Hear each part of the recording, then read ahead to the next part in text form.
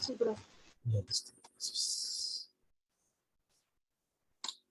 ya, como le estaba diciendo, vamos a leer la Metamorfosis. Este libro también lo voy a colgar para que ustedes lo puedan leer.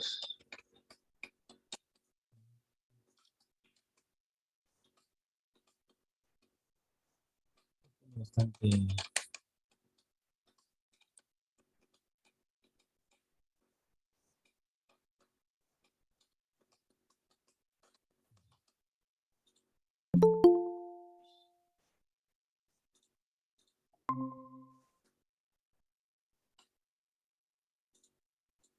Voy a anotar acá. Esta parte de la metamorfosis vamos a hacerlo de nuevo, ¿ya? Pero vamos a hacer para tener una, un refuerzo de esta obra. Con esto vamos a terminar. Y más bien ahora vamos a leer todo hasta donde lleguemos.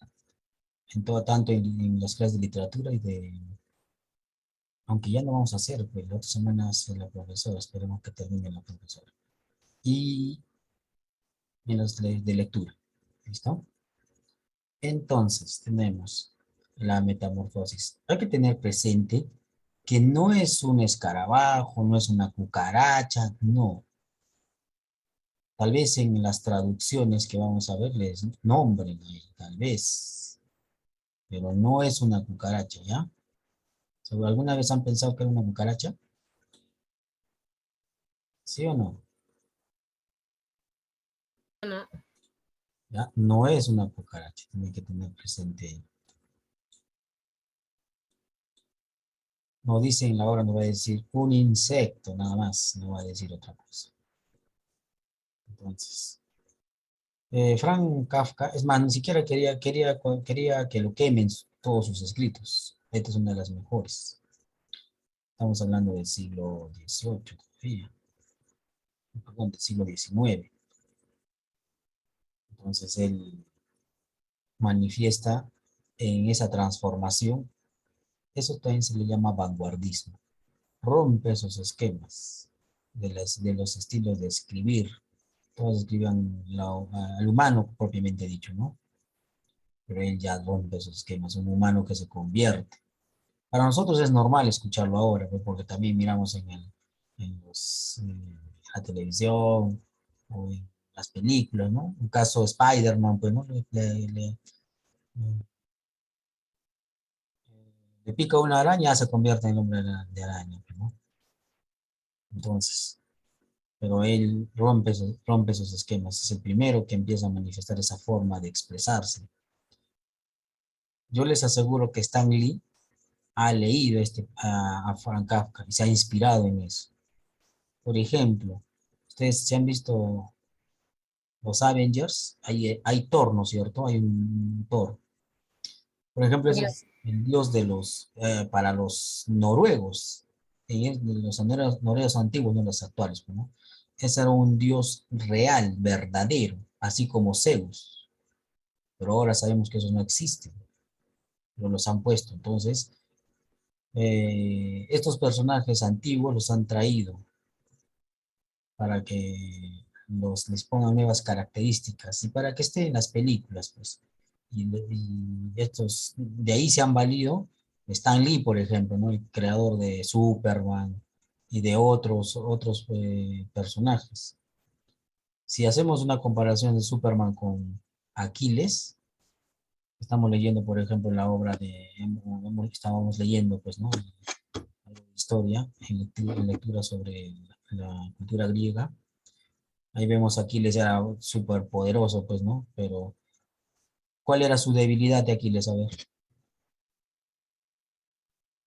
¿recuerdan o no? No me acuerdo, profe. Su talón, pues, su talón de Aquiles. Por eso se llama talón de Aquiles. De Superman, la kriptonita. Superman la kriptonita. ¿Se dan cuenta? Todo ello para que Superman exista como personaje, alguien lo ha tenido que crear, pero ¿por qué? Porque se ha valido en otras literaturas. Ha tenido que traer todo ello. Y todos los personajes tienen esas características. Por eso también es importante Frank Kafka en su libro La Metamorfosis. No solo este libro, hay otros libros más bonitos también. Muy bien. Pero ya haciendo una interpretación de la sociedad, es, trata sobre el tema de la deshumanización. Porque Gregorio, cuando se transforma, ni siquiera se da cuenta, no le importaba lo que se ha transformado, en qué se ha transformado. Iba al trabajo normal y todo. No, estaba preocupado en ir al trabajo. O sea, tanto así ha sido parte de su rutina que ya no le interesaba cómo él era, cómo él estaba. Y eso sucede. Bueno, a ustedes todavía no, pues, ¿no? Pero ya cuando sean adultos tal vez se den cuenta. A veces se descuidan y no les interesa y entonces se están deshumanizando. ¿Y eso por qué? Porque por tanto trabajo, pues necesitan, sus padres están preocupados siempre en conseguir lo bueno para ustedes. Entonces, eh, dejan de lado a veces sobre ellos mismos. Por eso hay que saber aprovechar todo eso. El autoritarismo se expresa, por ejemplo, en el jefe, ¿no es cierto? Cuando viene y lo está tocando la puerta. La soledad, no tiene, está solo, él no tiene familia también, ¿no? Bueno, no tiene una enamorada, pues, ¿no? Nos habla de muchas situaciones, el estilo, que por ejemplo, esa situación de la fantasía, esa fantasía o esa simbología de transformarlo en un bicho. Problemas psicológicos de cada personaje, tanto de los padres, la madre, la hermana, la que es la que siempre está hasta casi, no tanto al final, pero al último ya se deja vencer, ¿no? Pensando que él ya no era un humano, por sus mismas características físicas, porque él por dentro, él todavía seguía pensando en un humano. Cuando leamos nos vamos a dar cuenta. Y también no lo mata, en la obra dice, no se sabe. La sirvienta solamente va y dice, ya murió. No se sabe si lo mataba. ¿Listo? Muy bien. Esto ya lo vamos a ver con más detalle cuando veamos. eh, no, literatura es hoy, hemos terminado con Mario Vargas Llosa. Ya vamos a hacerlo ya que vamos a hacer la literatura. Entonces, empecemos, ¿ya? Tenemos autor Frank Kafka. Argumento. Gregorio Samsa, viajante de comercio, que mantiene a su familia, despierta una mañana convertido en un monstruo insecto. Tengan presente, es un monstruo insecto. No está diciendo que es un escarabajo, que es una cucaracha. Solo es un monstruoso, un poco más monstruoso insecto. Su transformación se va completando entre el desprecio de los suyos. Ojo, ya se había transformado, pero ¿por qué se empieza a transformar más, acá como lo dice, por el desprecio de su familia? Porque si bien es cierto que él estaba convencido que con esa transformación él seguía siendo él, pero los otros ya lo estaban dejando de lado, entonces ya se estaba convirtiendo o creyéndose a sí mismo que sí era un insecto, cosa que no lo es. Esa parte es muy profunda, pues no. Él sí se cree que es O sea, en el fondo se cree que él es un insecto, pero en realidad es otra cosa.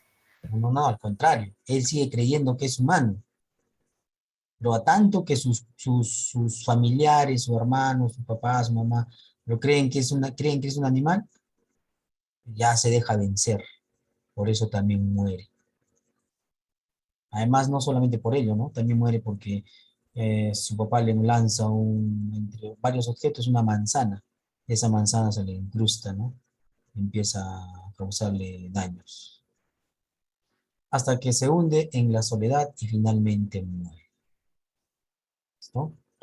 El estilo es conciso, hechos fantásticos, aumentan la incertidumbre, pues, ¿no? Hechos realistas demuestran el absurdo, que él no se puede convertir en ello. Eso es un estilo, es una forma, un recurso literario. El humano no se puede convertir en un insecto, obviamente, pues, ¿no? Pero manifiesta algo ese transformar. Si lo interpretamos literalmente, eso no va a suceder. Pero si interpretamos, entonces estamos viendo la deshumanización del hombre, a tal punto que él no conoce quién no reconoce que es un insecto, él sigue pensando como es, ¿no? En los ambientes físicos tenemos el cuarto, el salón, el comedor y el tranvía. En su reloj tenía una alarma y a cada rato él sabía cuándo iba a venir el tren, pues, ¿no? Y ya él estaba tan automatizado que él quería salir en una ocasión, porque sabía que el tren ya iba a venir a esa hora, pero no puede, pues, ¿no?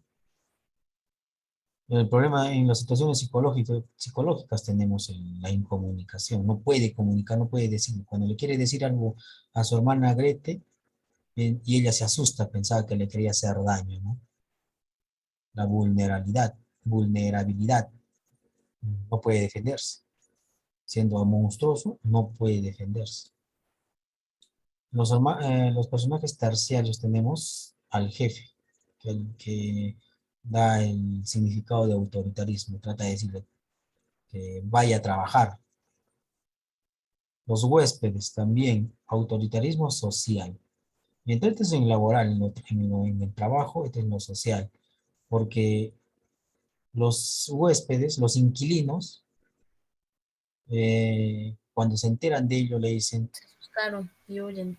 espantaron, pero aparte de ellos, eh, estaban tratando de decir que esa cosa horrorosa, por ellos se iban a ir, como ellos, como la familia estaba viviendo de esos alquileres, pero si se iban ellos, ya no iban a vivir, ya no podían de dónde sustentarse. Eso es el autoritarismo, entonces, pero ellos se fueron, pues, ¿no? La sirvienta, la degradación de la sociedad. Lo trataba pues mal a Gregorio. Su misma familia ya también lo trataba de una forma mal, ¿no? Porque habían eh, em, contratado una sirvienta para que pueda atender a Gregorio, pero ella también lo trataba mal. Acá tenemos a Gregorio Samsa, personaje principal. En lo espiritual, motivaba por el rechazo y el odio de quien fuera su fiel y bondadosa hermana.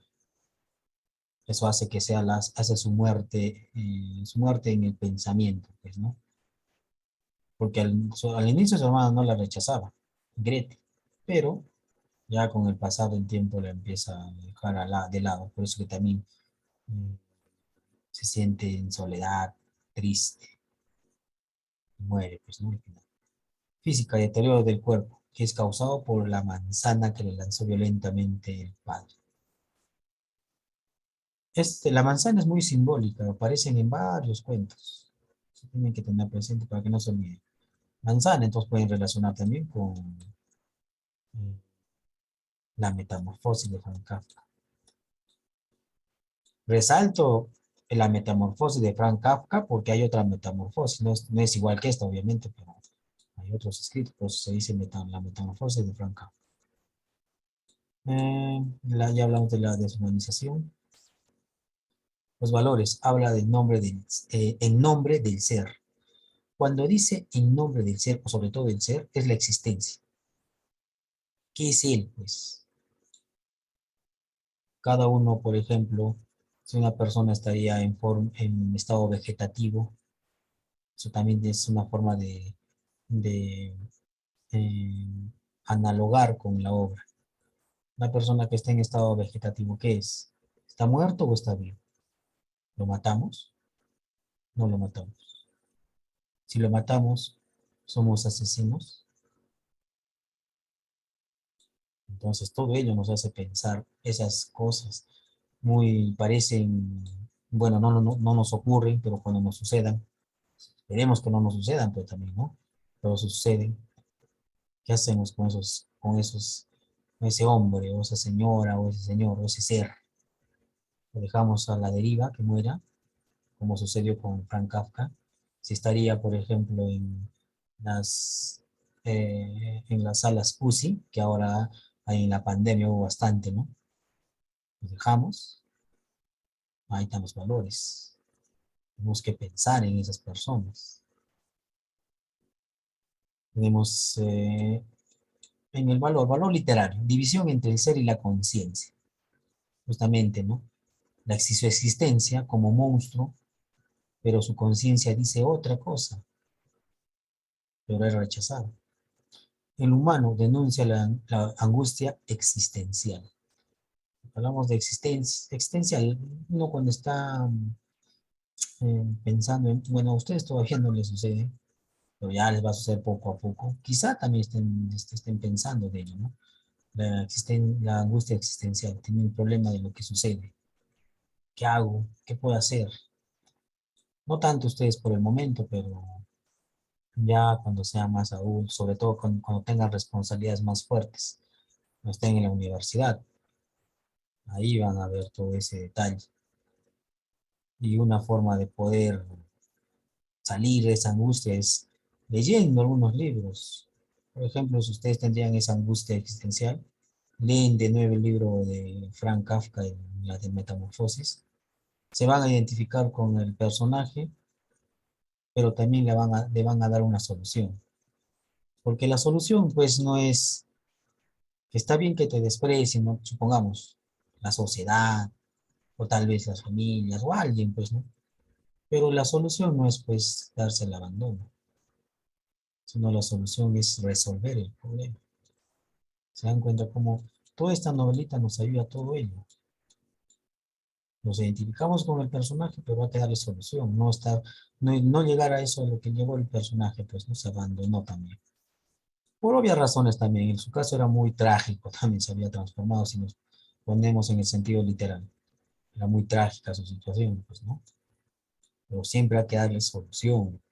La solución no es abandonar el problema, sino solucionar el problema. En situaciones secundarias, bueno, acá son los personajes secundarios, acá no son los terciarios. Los secundarios, el padre, digamos, el autoritarismo paternal, la madre, sojuzgada al esposo, y Grete, ¿no? La autoridad fraternal. Quería hasta cierta parte o hasta cierto punto quiso a su hermano. Su hermano hasta el último pensó en ellos todavía, porque él pensaba en darle una educación a su hermana para que pueda estudiar y no, no dependa como depende su madre de su padre, ¿no? Pero todo se truncó. Muy bien, entonces. Tal vez quieran hacer alguna pregunta. Profesor, ¿qué le inspiró a Mario a hacer esas obras? O sea, ¿de dónde las sacó? ¿Qué tomó como base? Mm, La mayoría de todos los escritores siempre toman como base su realidad, su entorno, solamente que la transformen, no quieren manifestarla de frente. Él mismo tenía problemas con su padre. En otras obras también habla sobre ello. Claro que él no lo manifiesta de frente, pues no dice yo me tuve problemas con mi padre, sino trata de hacer eh, metáforas. Una metáfora es cambiar algunos significados por otros. Una metáfora, por ejemplo, es mi amigo es un león. Esa es una metáfora porque mi amigo no es león, pues, ¿no? No es el animal león, sino cuando uno se refiere, mi amigo es un león, es que es fuerte, no sé, imponente, podemos decirlo, ¿no? Entonces, de eso se basa en los escritos. Frank Kafka tenía problemas con su padre y empieza a escribir. Pero al último, como les había dicho, quiere tratar de quemar pues, sus escritos. Le manda a un amigo, pero este amigo, gracias en buena hora, que no lo hizo, ¿no? Y por eso conocemos también su obra y otros más. Y no solamente es el suceso mm, de su padre, sino también eh, el entorno, el de la sociedad. Por eso, por eso nos habla acá pues la deshumanización de la sociedad capitalista. Esta forma de escribir no se podría haber escrito en los tiempos del esclavismo. En los tiempos de esclavismo, por ejemplo, está, eh, ustedes han leído algunas fábulas de Sopo. Esopo, por ejemplo, no podía escribir de frente un nombre, porque como eran pueblos pequeños, ciudades pequeñas, se conocía casi todo el mundo. Y si daba un nombre, ahí el que tenía ese nombre se lo ponía a pecho, ah, ya, me estás hablando a mí, entonces lo culpaba, al azote, además que antes era esclavo, lo azotaban, pues a los esclavos tenían derecho, pues, ¿no? En cambio acá, hablando de su entorno, ya de la sociedad capitalista en la que estamos viviendo en la actualidad nosotros. Tanto el hombre se llega a trabajar que el trabajo pues lo ha devorado. Eso es lo que quiere manifestarme Frank Kafka. Lo devora, que a veces dejamos de lado muchas cosas. A veces la familia, a veces nuestro bien, nuestro físico, pues, ¿no? Hay muchas cosas. Oye, ¿alguna otra pregunta más? ¿Nada? Ya, comenzamos entonces. La metamorfosis por Frank Kafka. Van a leer, voy a darle con minutos. ¿Cuánto tenemos? 25, 30, 30, 40, 55 minutos. Vamos a hacer, ¿ya?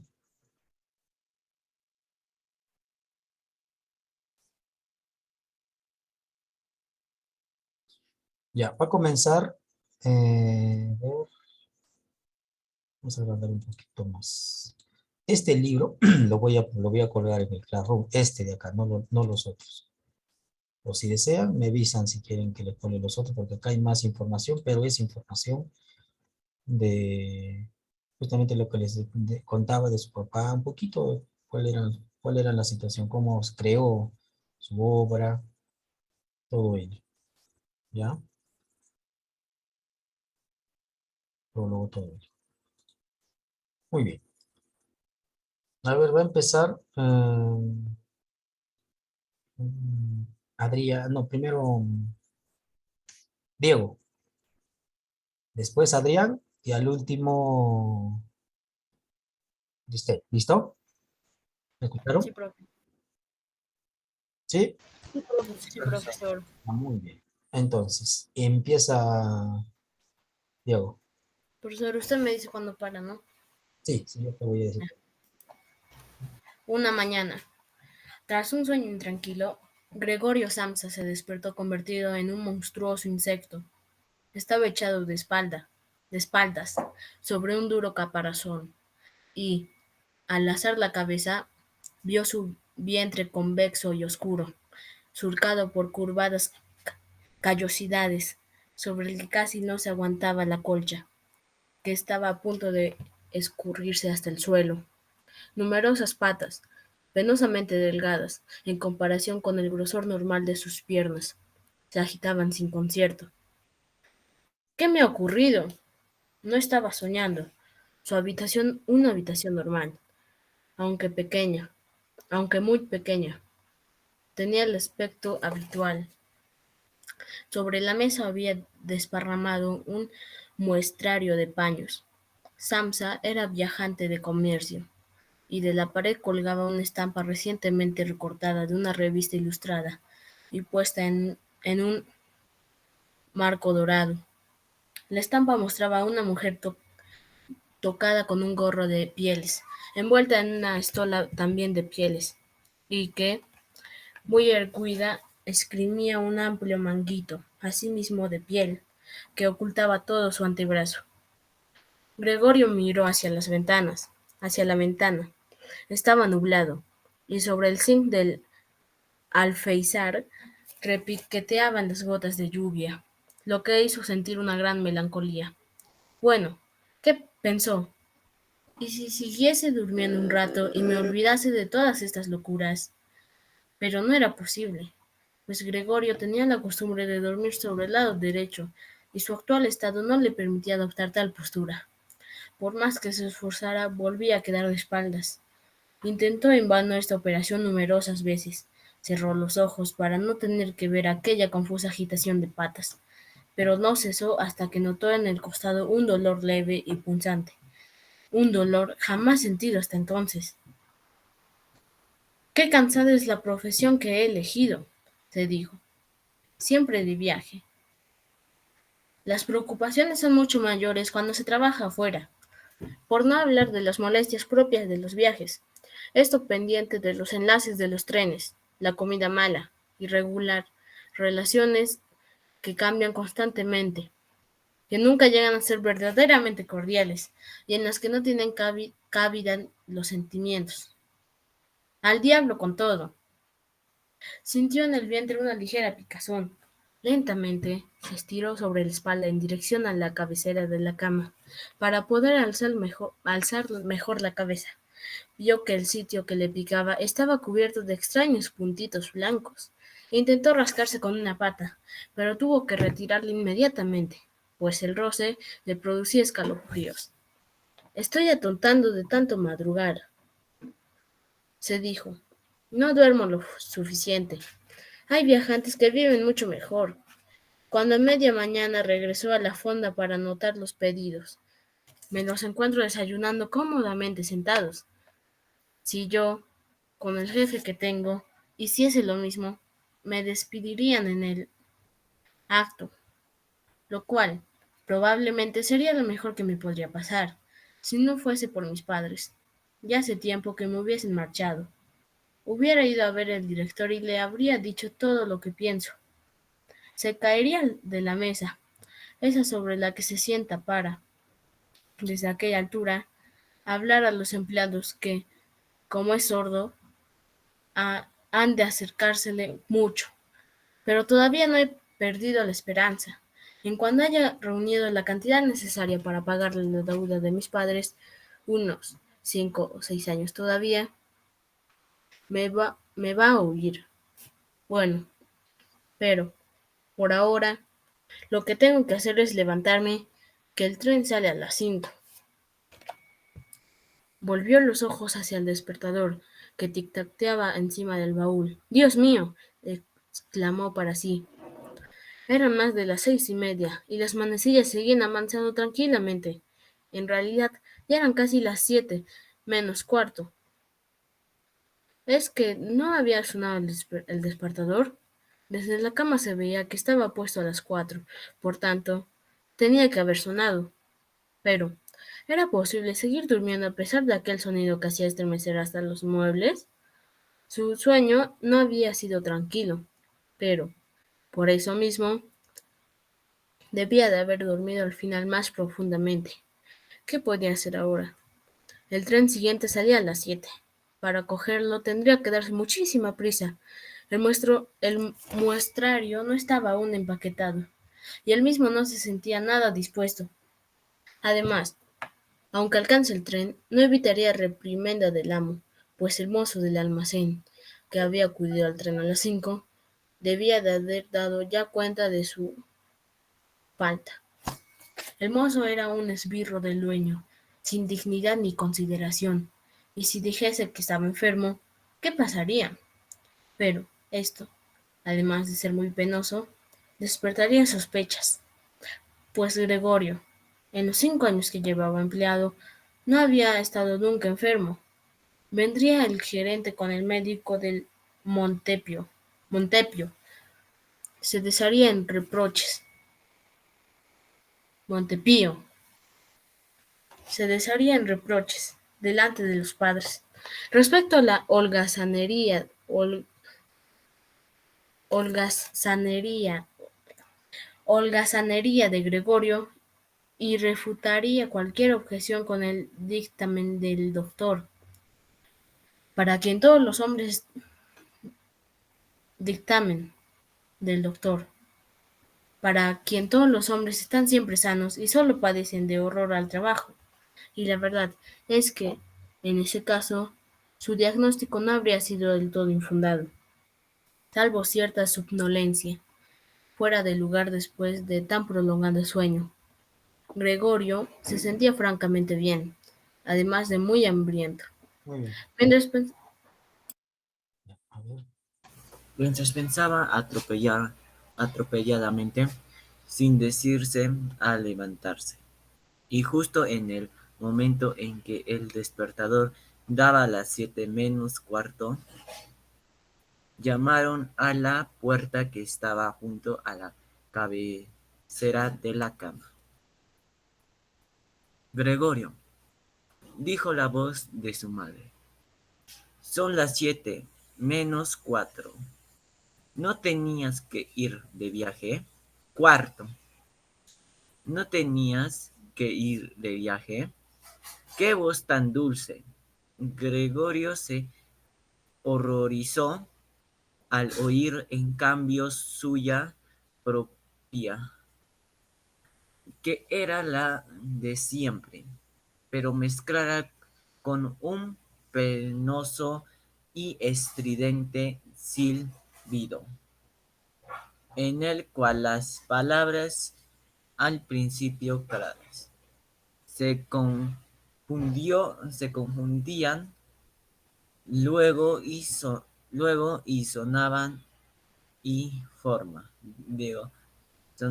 forma tal que uno no estaba seguro de haberla oído.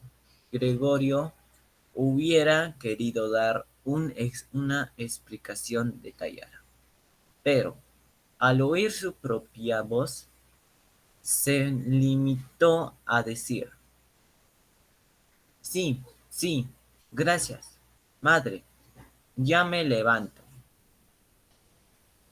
A través de la puerta de madera, la transformación de la voz de Gregorio no debió notarse, pues la madre se tranquilizó con esta resulta y se retiró.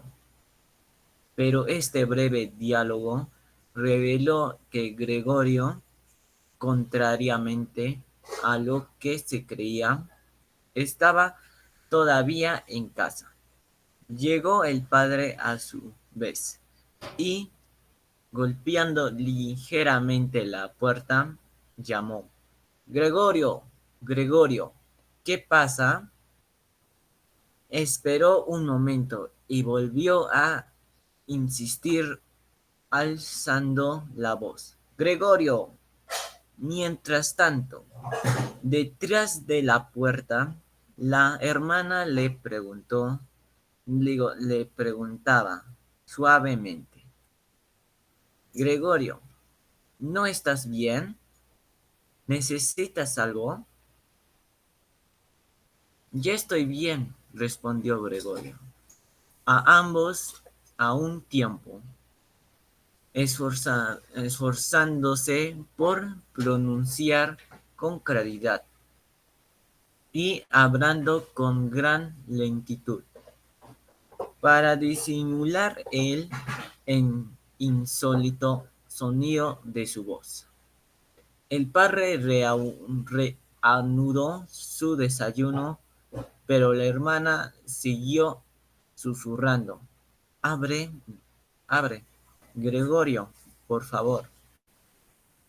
Gregorio no tenía la menor intención de abrir, felicitándose, por el contrario, de la precaución contraída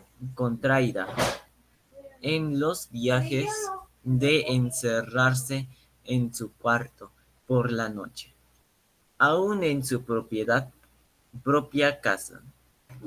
Lo primero que tenía que hacer era levantarse tranquilamente, arreglarse sin que le molestaran y, sobre todo, desayunar. Solo después de hecho todo esto pensaría en lo demás, pues se daba cuenta de que en la cama no podía pensar con claridad.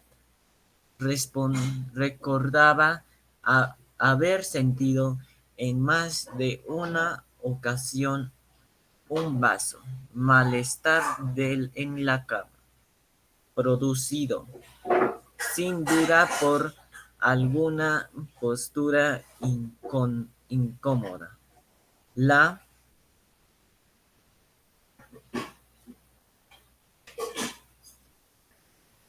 la cual una vez levantado, se disipaba rápidamente y tenía curiosidad por ver desvanecerse paulatinamente sus imaginaciones de hoy.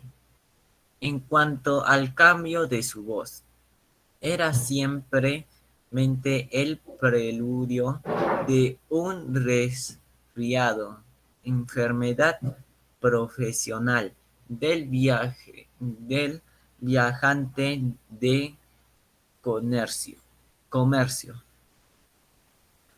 Apartar la colcha,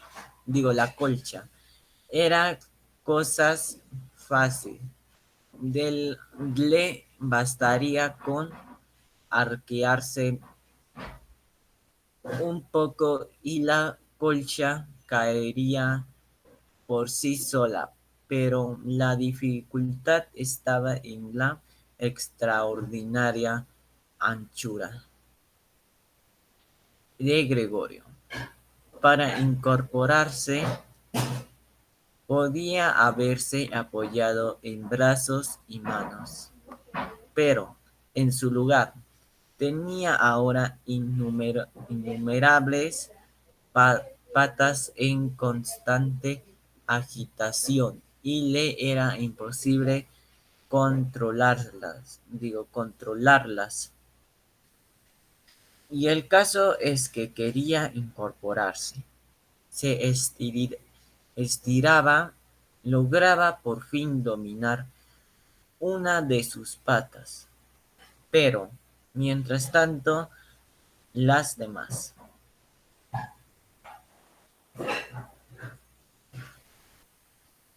proseguían su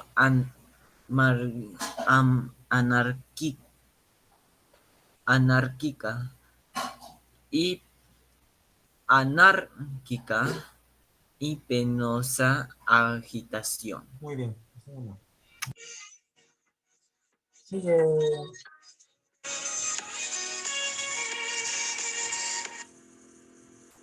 Sigue. No es, no es bueno aracenear en la cama, pensó Gregorio. Primero intentó sacar la parte inferior del cuerpo, pero yo esa parte inferior que no había visto todavía y que, por tanto, no podía imaginar con esas pistas, y resultó sumamente difícil de mover. Y